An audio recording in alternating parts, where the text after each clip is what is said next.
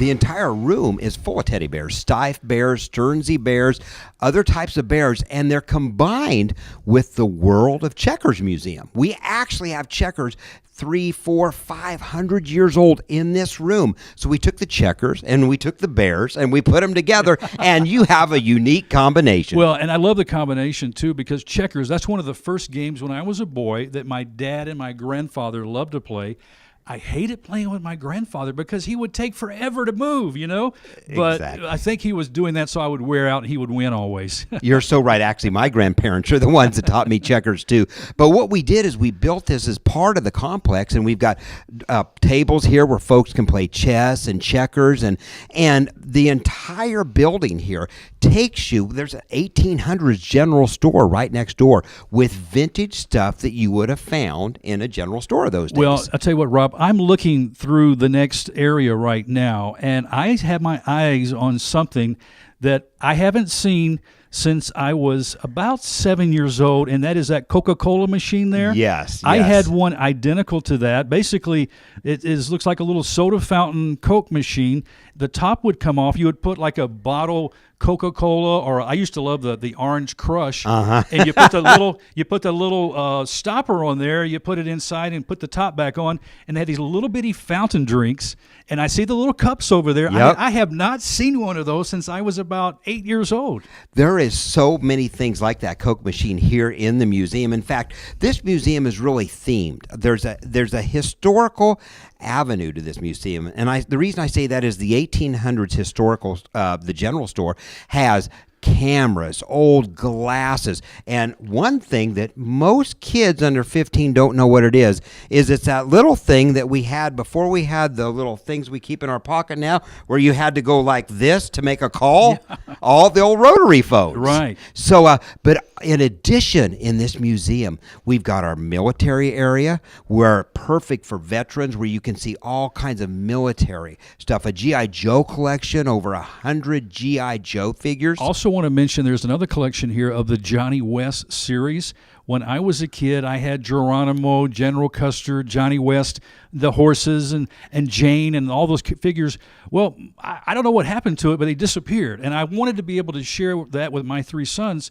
So when I came here to the Toy Museum the first time, I was able to say to my sons, look, there are the toys that your dad played with when he was a kid. That's the neatest thing about the Toy Museum, and that's where we get blessed every day, because folks come in, grandparents with their grandkids, parents with their kids, and we always challenge them. We talk to the kids and say, okay, you have a challenge. As you walk through this museum, find 3 or 4 of the toys here that mom and dad played with and have them tell you a story. And we see that family bonding every day, because there's so much stuff. The Western stuff is actually located in the National BB Gun Museum, which is a new addition to the Toy Museum. Definitely. There's over 300 BB guns starting from the early 1800s. I mean, almost every boy had a BB gun. I had a Red Ryder. There you go. And we've got the Red Ryders here. In fact, we even sell them now. We've got collector's editions that we sell here in the museum. But the BB Gun Museum, we've themed with a Western theme. So you've got the Black Beauty books. You've got Roy Rogers and Dale Evans in there. You've got, remember, the Lone Ranger? We've got his display out there. So that's a fun part of the museum. Rob, I just had the distinct pleasure and privilege to meet Paul Harvey Jr., and we know the rest of the story with his father, Paul Harvey, a great American icon in broadcasting and just grabbing people's hearts with the story, pulling you into these life stories and giving you the rest of the story.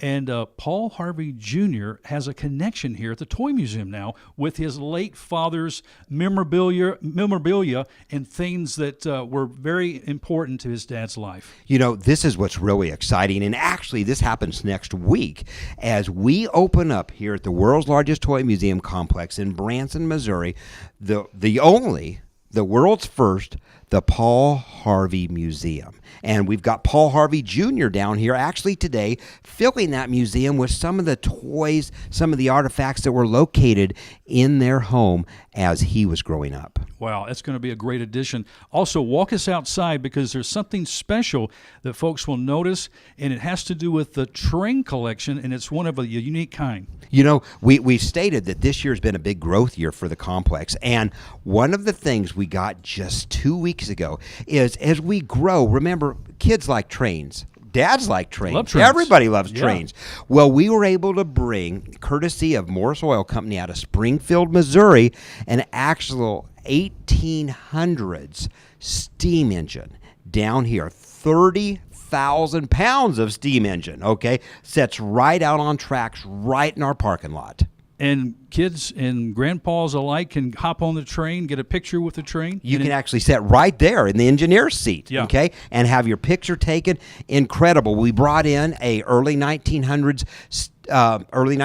power shovel. Rob, be sure and give us the hours and when folks can stop by the world's largest toy museum. Well, I tell you, the world's largest toy museum complex, again, we're located right on Highway 76. Actually, you can't miss us because you're going to see the steam train right out front and a beautifully decorated building.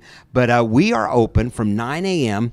to 8 p.m. Monday through Saturday. So all throughout the week, and Christmas, it even gets better. Not only do we have a train, not only do we have the Paul Harvey Museum, but we're decorating for Christmas. We've got the new Branson bear in. It's a special bear made only here by the founders of Teddy Ruxpin Bears, actually.